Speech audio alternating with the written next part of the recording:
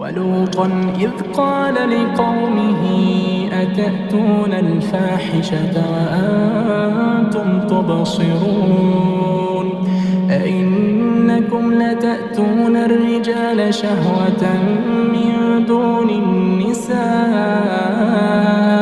بل أنتم قوم تجهلون فما كان جواب قومه إلا أن قالوا أخرجوا آل لوط